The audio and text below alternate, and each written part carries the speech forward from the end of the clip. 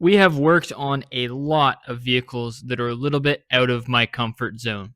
My 2014 Arctic Cat XF 8000, I very rarely work on snowmobiles, or to be completely honest, two-strokes in general. My 2004 Kawasaki Z1000, again, very rarely work on motorcycles, and although a four-stroke and sharing many similarities with the stuff I'm used to working on, it was still a challenge. Then there's my 1981 GM pickup, the most similar vehicle to things that I work on the day-to-day, but this one outdates me by 15 years. All three of these builds we featured on this channel, I've stepped out of my comfort zone for, and they definitely all came with their hurdles. But nothing makes me more nervous than modifying the vehicle behind me. Let me introduce you to the channel's newest build, my daily driver.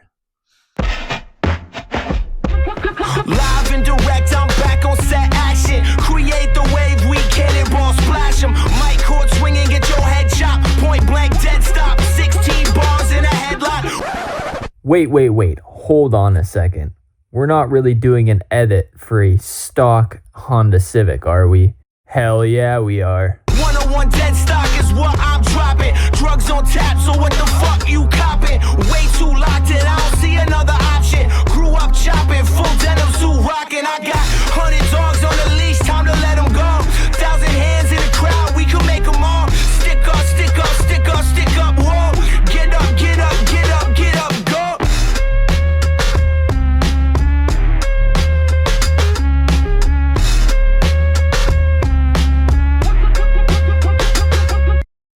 Yes, that's right. We're going to be modifying my bone stock 2013 Honda Civic. And yes, I know it's a base model. It's actually the basest of base models that you can get your hands on for this model year. Don't believe me? Let me show you the crazy options that this thing has, or I guess doesn't have. Unpainted mirrors and door handles for weight reduction, of course. Manual transmission. This is a non-AC car. It's also got this very plain steering wheel with no steering wheel controls. But the biggest thing that you'll notice on the interior is this car is factory optioned with no power locks. A 2013 Civic that didn't come with power locks from the factory. Now, luckily, the previous owner went ahead and installed some aftermarket power locks that just have actuators that are inside each one of the doors. Along with that, there is a aftermarket remote starter and some other goodies on this thing. But apart from that, this thing is pretty much bone stock. So you might be asking yourself, Tyler, why do you want to modify this vehicle? And to be honest, I asked myself the same question because this generation of Civic, in my experience, there's only two main pattern failures that I've seen with these things. The automatic transmission's failing and the AC compressor's failing. And this vehicle doesn't have either of them. Let me show you guys the main issue that I want to deal with this car. So if we come down into this corner right here, when I turn the steering wheel on this thing, you guys are going to hear the main problem that I'm having with this vehicle at the minute.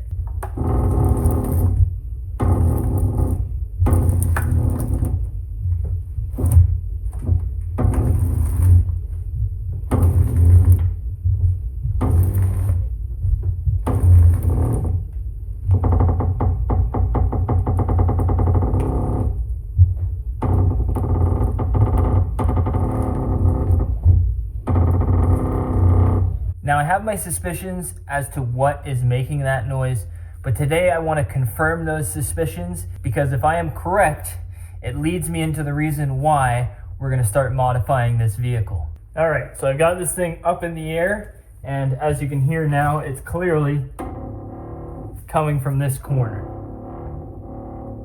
So let's go ahead and zip this wheel off and do a little bit of investigation.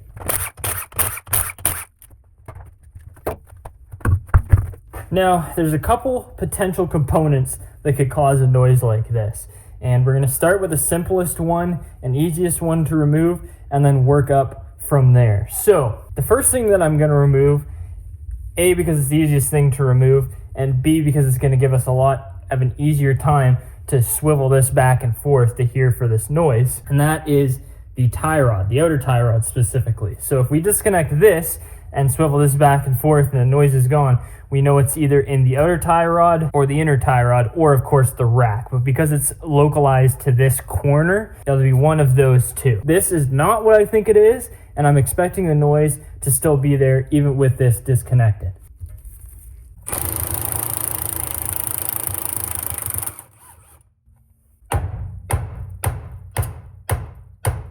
As you guys can hear, with that tie rod disconnected, we still have the noise. So the next thing that we're going to go ahead and disconnect is the lower ball joint, which again could be another potential spot that this noise is coming from. And disconnecting this lower ball joint is basically going to tell us whether it's the lower ball joint or the upper strut mount. To me, it sounds like the upper strut mount, but we won't know until we disconnect this lower ball joint and see if the noise is still there.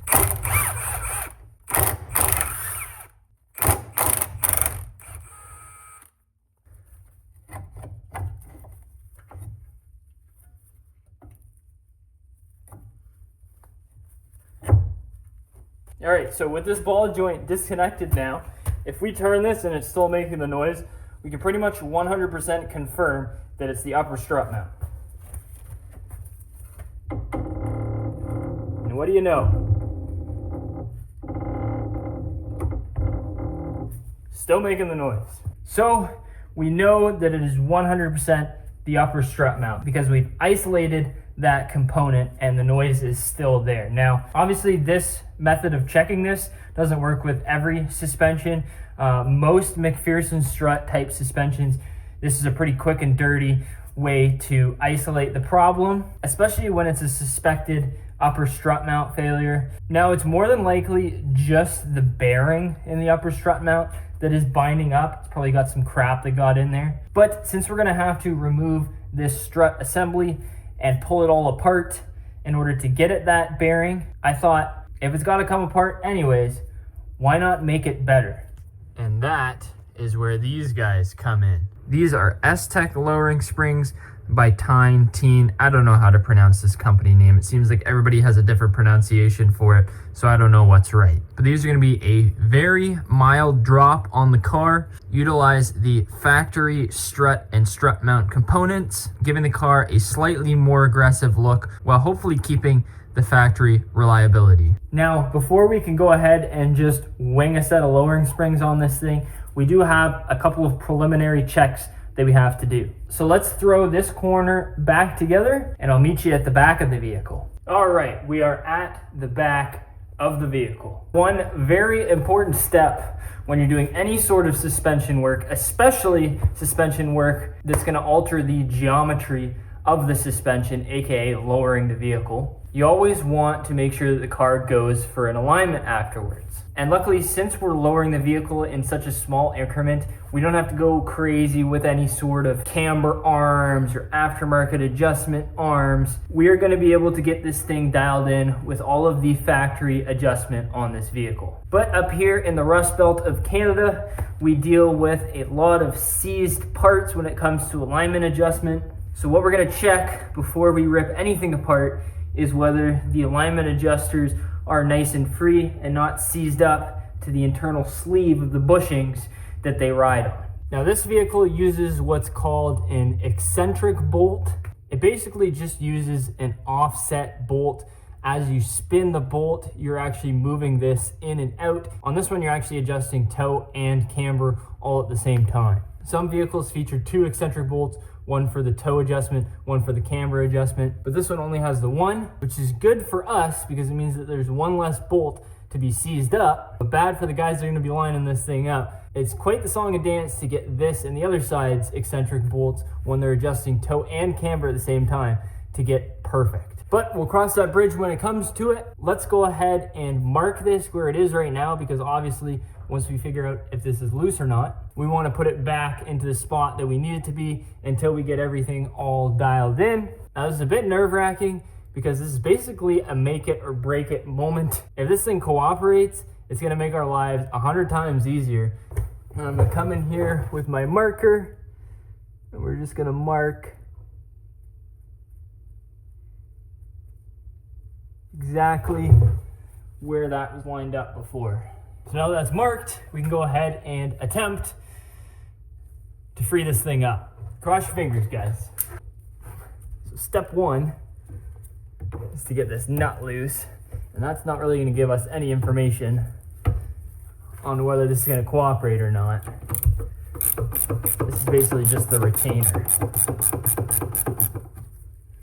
The next thing we need to check is this nut here to see if this side of the adjustment is free. All right, so that is free. That's good news. And the fact that the bolt is spinning with it actually pretty much tells us that that guy is not seized to the inner sleeve of that bushing. So this side is good. That's really good news, actually. And you know what, while I have this loose, I'm gonna give you guys a little bit of a demonstration on how this works. So like I said, as this turns, you can see it's pulling that wheel in and out, as you can see. And that's what does your toe and your camber adjustment on these vehicles.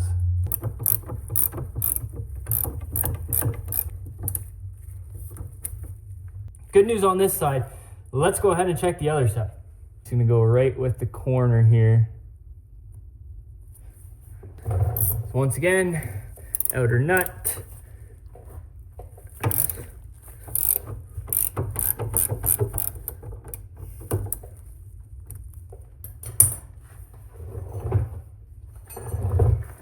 Grab our inner nut here, and look at that. Guys, we are home free. So the goal for today was originally to just basically compile a list of all the things that I'm gonna need for this job, and that went pretty dang smooth. But there is one thing that I have been itching to do on this car that has been absolutely driving me nuts, and that is these absolutely crusty headlights. So this is everything that I use to polish headlights. Now, I do not claim to be a professional detailer or a professional at refinishing headlights. This is just my process of doing things that I found works the best for me. Sometimes I will go ahead and do a 2-stage polish before the clear coat as well, but this Meguiar's Plastex stuff works really good, especially for headlights that aren't crazy bad. But here is my 5 or 6 step process. So 600 dry, 1000 and 3000 wet, and then a polish, and then the clear coat.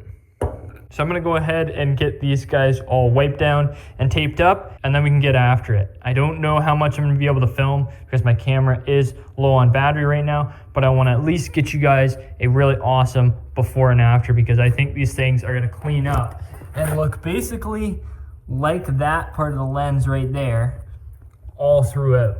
All right, so I got one of the headlights all cleaned up, and I'm not gonna lie to you guys, it's not perfect. And I'm a little embarrassed to say, but there are a couple spots where I actually even burnt through the plastic on this thing. It's been a minute since I've done any headlight restoration stuff. So for the other side, we're definitely gonna have to go a little bit slower with our buffer. But as you can see, it's like a night and day difference between that and that right there. So let's go ahead and make that side look like this side. Man, oh man, did this side ever turn out awesome.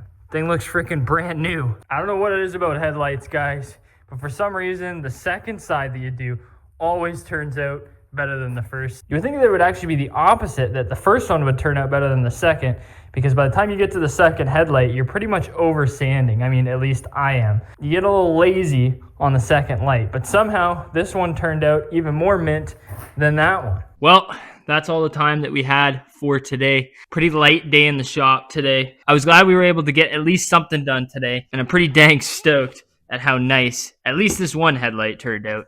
The other one, we might have to give her another go in the future. Now, I don't want to spoil it just yet, but I have been collecting some parts for this car to take care of some of the other issues that it has, but I don't quite want to reveal any of them to you just yet. You'll have to stay tuned. If you're not subscribed, go ahead and hit that subscribe button so you don't miss those episodes, because I got some pretty exciting stuff coming down the pipeline. As always, thank you so much for watching, and I'll catch you in the next one. Peace!